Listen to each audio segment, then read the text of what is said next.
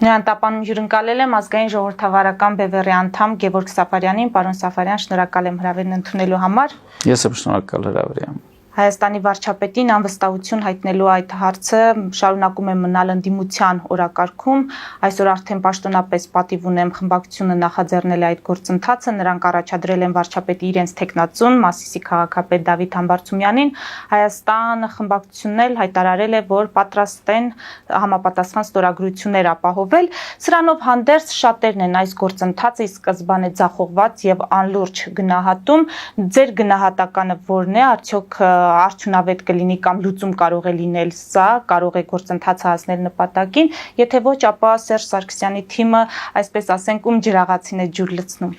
Այդտեղ հարցը առաջանում, իսկ նպատակը որն է։ Ինչ նպատակ է հետապնդում այդ գործընթացը, եթե մենք սահմանում ենք նպատակը վարչապետի փոխելուն, ապա հավաստիացնում եմ ձեզ որևիցե մեկը դրան չի հավատում, ովքեր այդ գործընթացի մեջ են։ Այսինքն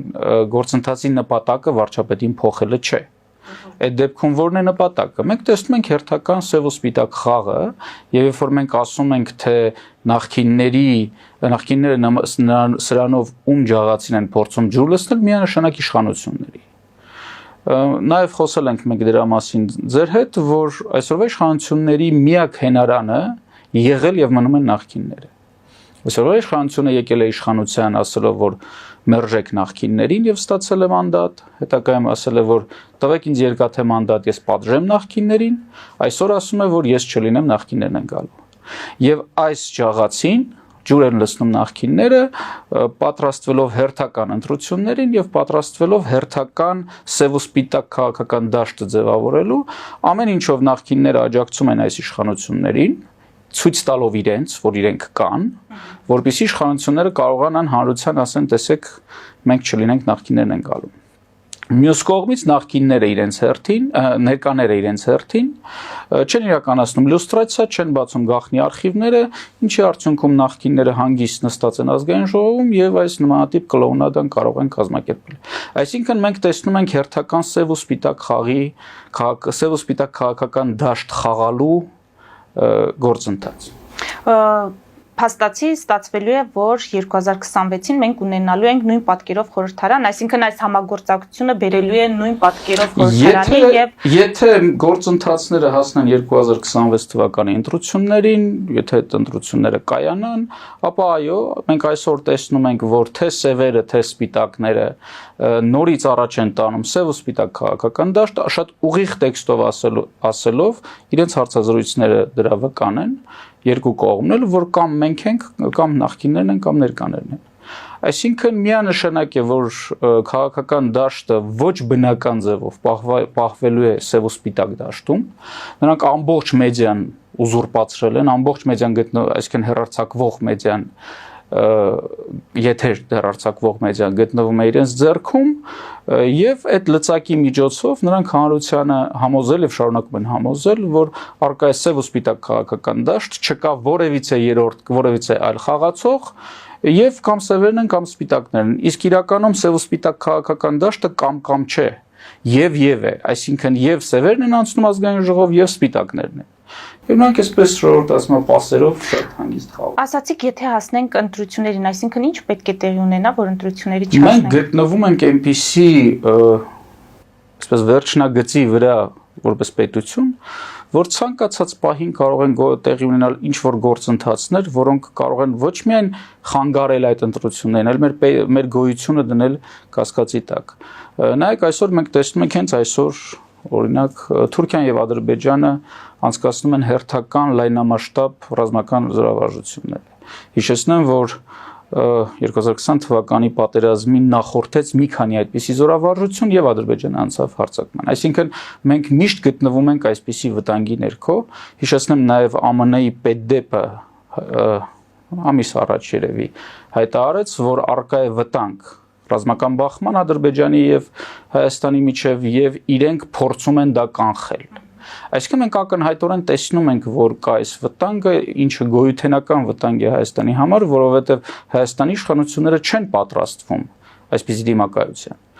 Եվ այսօր արդեն կարծես թե բավականին հավաստի են դառնում այն տվյալները, որ Ադրբեջանը պատրաստվում է Պակիստանից ձեռք բերել շուրջ 40 ռազմական օդանավեր։ Ռազմական գործից քիչ թե շատ հասկացող մարդիկ պատկերացնում են, թե սա ինչ ուժ է։ Որպեսզի պարզ լինի, բազմաֆունկցիոնալ օդանավեր պատերազմի ժամանակ մեր դեմ կիրառվել են ընդամենը 4-ը Ադրբեջանի կողմից, այսինքն թուրքական օդանավեր էին։ Հիմա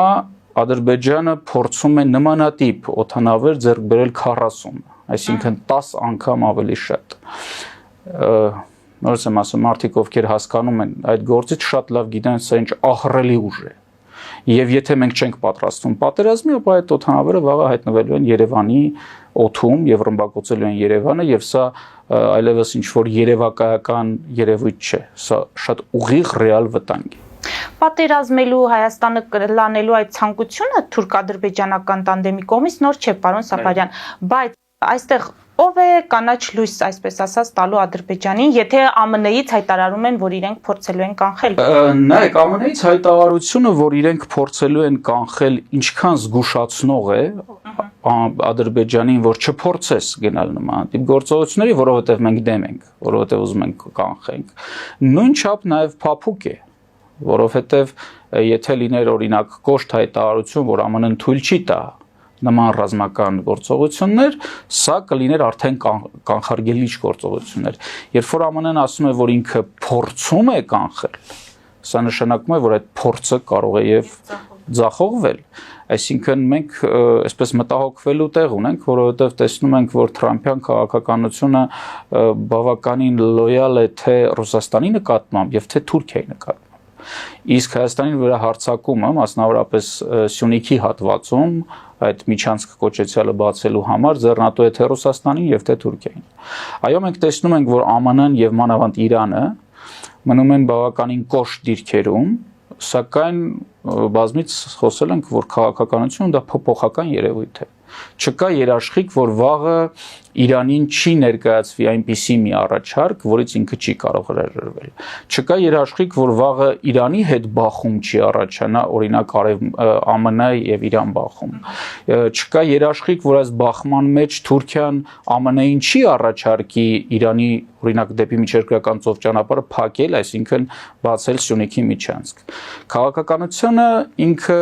քաղաքական երաշխիքները, որոնք առկա են այսօր, որոնք կան, նրանք կարող են փոփոխվել։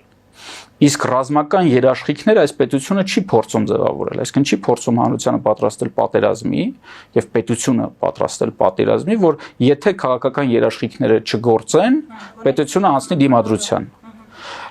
Եվ ինչ է ստացվում, որ եթե կորան ինչ-որ մի օր քաղաքական երաշխիքները, կորում է նաև Հայաստանի Հանրապետությունը։ Պարոն Սաֆարյան, քանի որ այս թեմային անդրադարձանք, օգտվելով առիթից եւս մեկ հարց, դուք մեղադրում եք գործող իշխանություններին ռուսական ազդեցության գոտում լինելու մեջ։ Հիմա ձեր համար ո՞րն է բացատրությունը, որ չնայած Լավրովի այցին, օրինակ, չբավարարվեց ռուսական կողմի ակնկալիքը Սյունիքում ունենալ ռուսական հյուպատոսություն։ Իրանի կոշտ արձագանքը այս հանգամանքների, որովհետև Իրանը տեսնում է, որ Ռուսաստանը փորձում է այդ միջանցքը բացել եւ Ռուսաստանը չի էլ թաքցնում։ Անգամ հղում կատարելով ուրեմն նոյեմբերի 9-ի փաստաթղթին, որը Ռուսաստանը եւ Ադրբեջանը բոլոր կետերը խախտել են այդ փաստաթղթի, Ռուսաստանը խոսում է այն մասին, որ պետք է այդ միջանցքը տրվի։ Ես ճիշտ եմ հասկանում, այդ հարցում խոսում են Իրան եւ Ռուսաստան եւ այստեղ Հայաստանը դերակատարում չունի կամ Հայաստանի իշխանությունը եթե համաձայնում է տրամադրել հյուպատոսություն, այստեղ Իրանը ինչպես կարող է խոչընդոտել։ Իրանը եւ ԱՄՆ-ն եւ Արևմուտքը այստեղ արտահայտում են իրենց դեմ լինելը, բայց այդ դեմ լինելը չի արտահայտվում Իրան-Ռուսաստան փոխհարաբերությունների մեջ։ Այդ դեմ լինելը արտահայտվում է Իրան-Հայաստան փոխհարաբերությունների մեջ, Ֆրանսիա-Հայաստան փոխհարաբերությունների կամ ԱՄՆ-Հայաստան փոխհարաբերությունների մեջ, որտեղ նրանք ասում են, որ իրենք չեն ուզում, որ նման հյուպատոսարան բացվի, եւ մենք տեսանք, որ բացվեց ֆրանսիական հյուպատոսարանը։ Այսինքն արկա է Իրանի եւ Արևմուտքի կողմից ճնշում։ Այստեղ հետաքրքիր է, որ Իրանն ու Ռուսաստանը բավականին լավ հարաբերություններ ունեն իրար հետ այլ հարցերում։ Սակայն Սյունիքի միջանցքը Իրանի համար ռազմավարական նշանակություն ունի եւ այդ հարցում նա առնվազն մինչ այսօր տեղի չի տալի ռուսական ճնշումներին եւ նաեւ ինքը իր կողմից ճնշումներ է գործադրում Հայաստանի վրա եւ նաեւ արևմուտքն է այդ ճնշումները գործադրում, որ Սյունիքում ռուսական ներկայությունը չամրապնդվի, որը կարող է բերել Սյունիքով միջանց տրամադրելու կամ առհասարակ Սյունիքը Ադրբեջանին անցնելու գործընթացի բարելավման Թուրքիայի եւ Ռուսաստանի համար։ Դրա համար ճնշում են չեն թողում, որ այնտեղ Ռուսաստանը ավելի ամրապնդվի։ Ներքաղաքական իրադարձություններին, եթե անդրադառնանք, Փաշինյան կաթողիկոս վերջին օրերի այս հակադրությունը դուք որակում եք ռեժիմի կողմից եկեղեցու վարկաբեկման փորձ, բայց պարոն Սաֆարյան, դուք նույն գրառմամբ չեք նկատում, որ եկեղեցու հոգևոր դասը, բարձրագույն դասը մտել է քաղաքականություն, հետևաբար ենթադրելի է, որ կարող են ստանալ կոշտ հարցեր, կոշտ արձագանք, ինչու։ Նայեք, պետք է այստեղ նախ վերլուծությունից առաջ մի քանի հանգամանք արձանագրել, որոնց վրա հիմնվել եւ իրականացնել վերլուծություն։ Նախ առաջինը պետք է արձանագրենք, որ Նիկոլ Փաշինյանը Գարեգին Բ-ի հետ որևիցե խնդիր չունի։ Երբ որ նա եկել է իշխանության, անգամ իրեն կոչ հղվեց աջակցել այն մարդկանց, ովքեր որ պահանջում էին Գարեգին Բ-ի հրաժարականը, նա շատ հստակ հայտարարեց, որ ինքը դա չի անելու, որովհետև ինքը համարում է, որ պետությունը եկեղեցու գործերին չպետք է խառնվի։ Հետագայում նա նաև հրապարակեց ուրեմն Գարեգին Բ-ի հետ համատեղ լուսանկար, մեկնաբանելով, որ սա դարակազմիկ լուսանկար է եւ այլն։ Այսինքն արձանագրենք, որ Նիկոլ Փաշինյանը Գարեգին Բ-ի հետ որևիցե խնդիր չունի։ Սրա հետ մեկտեղ հայ առաքելական եկեղեցին շատ մեծ հեղինակություն ունի աշխարհում, որովհետև աշխարհում առաջի քրիստոնյա եկեղեցին է, կարող ենք հիշել նաև Հռոմի Պապի այցելությունը Հայաստան ժամանակին եւ նա արձանագրեց այդ հանգամանքը, որ Հայաստանը առաջին քրիստոնյա պետությունն է, նաև կաթոլիկ եկեղեցու կողմից նարեկացում սրբադասելու գործընթաց տեղի ունեցավ, շատ հրապարակային եկեղեցու ներկայացուցիչներ էին տեղին, նույնպես ֆիքսվեց հայ առաքելական եկեղեցու դերը քրիստոնեական աշխարհում, այսինքն սա շատ մեծ հեղինակություն ունեցող կառույց է, ինչը մտահոգում է Թուրքիան եւ Ադրբեջանը։ Թուրքիան միշտ առանձնակիորեն շեշտել է, որ Թուրքիայի համար հայկական սփյուռքը եւ հայ առաքելական եկեղեցին հանդիսանում են խնդիրներ։ Եվս մի արձանագրում, որ Նիկոլ Փաշինյանի կողմից այս հարձակումը եկեղեցու վրա սկսվեց անմիջապես այն բանից հետո, երբ որ Ադրբեջանի հոգևոր առաջնորդը հայտարարեց, որ հայ առաքելական եկեղեցին հանդիսանում է իրենց համար սպառնալիք։ Անմիջապես օրեր հետո սկսվեցին Նիկոլ Փաշինյանի խելահեղ, ոչ ադեկվատ ուղղակի գրառումները այն մասին, որ պետք է ստուգել ինչ-որ մարդկանց կուսություն եւ այլն, սա զավեշտ է ուղղակի։ Եվ հարցը առաջանում, իսկ ինչի է այդ դեպքում իշխանությունները անցել նման գործողությունների, որովհետեւ այս իշխանությունները վարում են պրոթուրքական եւ պրոադրբեջանական, ինչպես նաեւ պրոռուսական քաղաքականություն, եւ երբ որ ուրեմն Ադրբեջանի եւ Թուրքիայի կողմից եկավ հերթական մեսիջը, որ ձեր եկեղեցին մեզ խանգարում է, սկսվեց եկեղեցու վարկաբեկման գործընթացը։ Եվ այստեղ շատ կարևոր մի արձագանք կա հանրության կողմից։ Ես ինձ դա էի ուզում ասել, եթե այդպես լիներ, Նիկոլ Փաշինյանը իր հեղինակության այն պիկի ժամանակ այդ հնարավորությունը կօգտագործեր եւ ոչ երբ որ հենց ինքը իր հեղինակության հետ կապած խնդիր ունի եւ Փաշինյանի դրած այդ նպատակը եկեղեցուն վարկաբեկելը վստահաբար չի ունենա այն արդյունքը, որը կարող է նա ենթադրել։ Եթե Փաշինյանը կաթողիկոսի հետ խնդիր ունենար, նա իր հեղինակության պիկի ժամանակ ընդամենը այսպես մեկ մատի հարվածով կհեռացներ կաթողիկոսին։ Բայց այն ժամանակ եկեղեցու այդ բարձրաստիճան պաշտոնյաները ներգրաված չէին քաղաքականության մեջ, պարոն Սաֆարյան։ Արձանագրում ենք, որ ինքը տվյալ անձի հետ խնդիր չունի։ Այսօր Փաշինյանը եկեղեցուն հարվածելու գործընթացը փորձում է ներկայացնել այնպես, որ ինքը կոնկրետ կաթողիկոսի անձի եւ նրա կույս թեև կամ կույս չլինելու հետ կապված խնդիր ունի։ Սակայն մենք արձանագրում ենք, որ կաթողիկոսի անձի, ինչպես նաև նրա գործունեության, որը իհարկե բացասական գործունեություն եղել տարիներ շարունակ նա կտվյալ անձը, այսինքն Գարեգին Բ, սերտաճած է եղել ռեժիմի հետ, Սերժ Սարգսյանի իշխանության եւ այլն։ Այս ամենը Նիկոլ Փաշինյանը շատ լավ գիտեր եւ գալով իշխանության եւ ինչպես դուք նշեցիք ունենալով շատ բարձր հեղինակություն, նա ոչ միայն որևիցե գործողություն չարեց, որ կաթողիկոսը փոխվի, այլ ընդհակառակը պաշտպանեց կաթողիկոսին։ Գարեգին Բ-ին, կոնկրետ տվյալ անձին։ Եվ հիմի հարց է առաջանում, եթե ունենալով նման բարձր հեղինակություն նա դա չարեց, Ինչի է դա նա անում այսօր, որովհետև երբ որ ինքը նոր էր եկել, չկար այդ իրավիճակը ռուս-թուրքական տանդեմին եւ Ադրբեջանին ենթարկվելու, իսկ պատերազմից հետո մենք տեսնում ենք, որ դա ուղիղ ենթարկություն է ուղղակի։ Այսինքն ինչ այնտեղից ասում են Թուրքիայից, Ադրբեջանից կամ Ռուսաստանից, անմիջապես մեր ուրեմն իշխանությունները սկսում են դրան արձագանքել։ Այսինքն նորից պետք է արձանագրեմ, որ ինքը Ղարեգին Բ-ի հետ որևիցե խնդիր չի ունեցել եւ չունի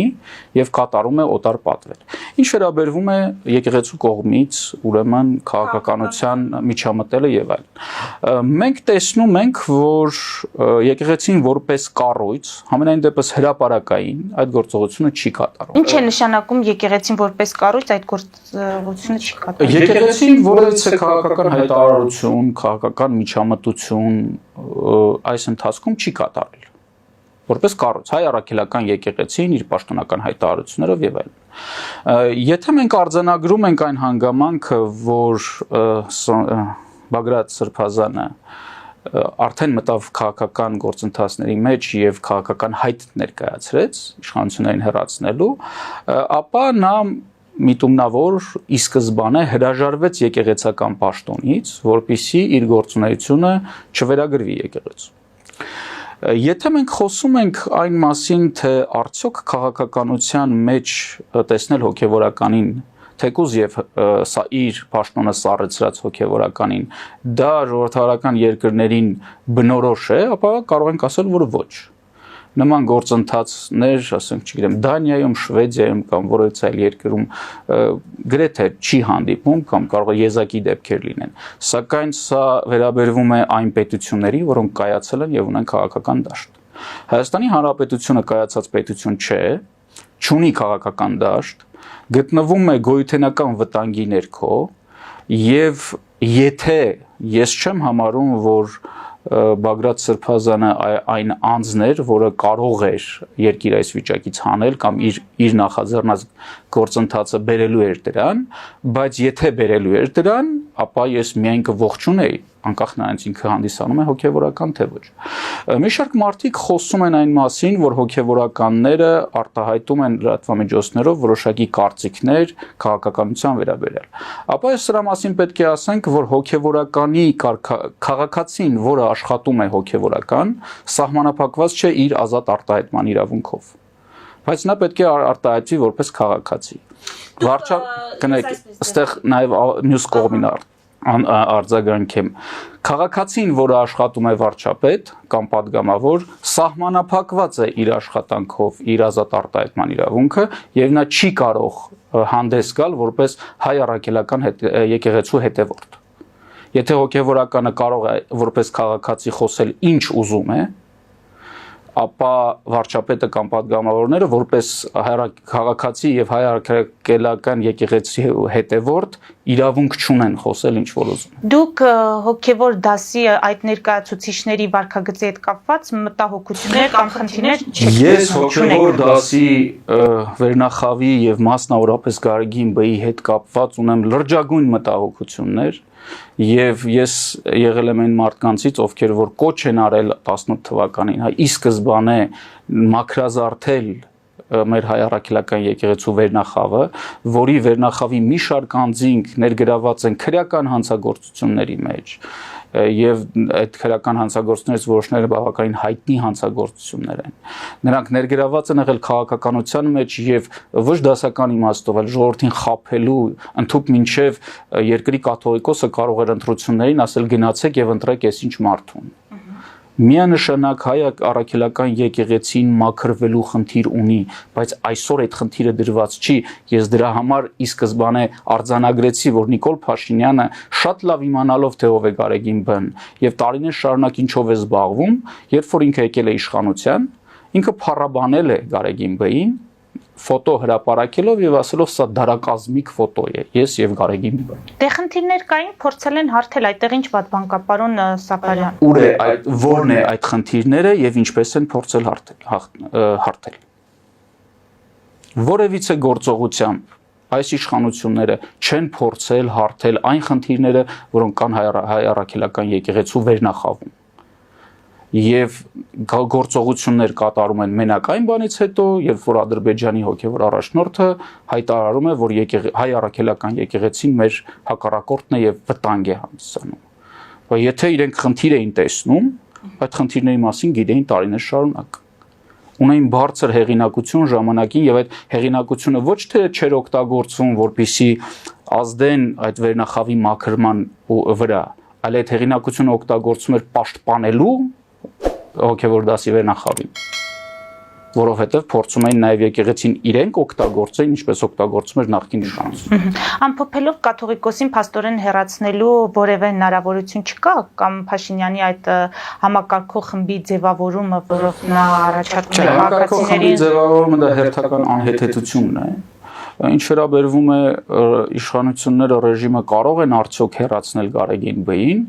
համոզված եմ, որ նրանք ունեն բազմաթիվ կոմպրոմատներ հավաքած Գարեգին Բ-ի նկատմամբ եւ կկիրառվեն այդ արդյոք դրանք չեն կիրառվի, կմիջամտի արդյոք Ռուսաստանը տվյալ հարցում, որովհետեւ նաեւ հայտնի է Գարեգին Բ-ի մի շարք կապեր Ռուսաստանի հետ։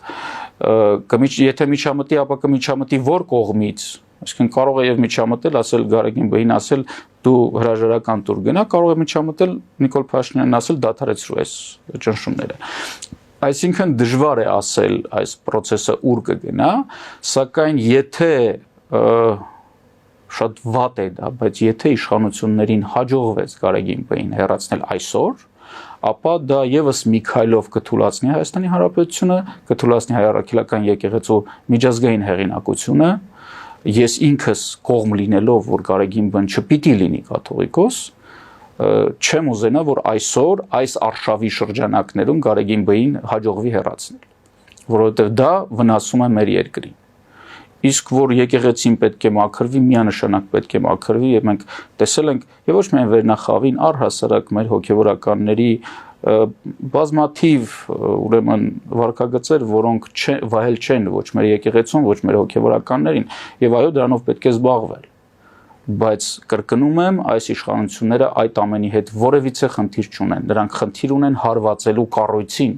եւ կառույցի հեղինակությանը։ Շնորհակալ եմ։ Ես եմ շնորհակալ։ Մեզ դիտողներին հիշեցնեմ, որ զրուցում է ազգային ժողովրդավարական բևեռի անդամ Գևորգ Սաֆարյանի հետ։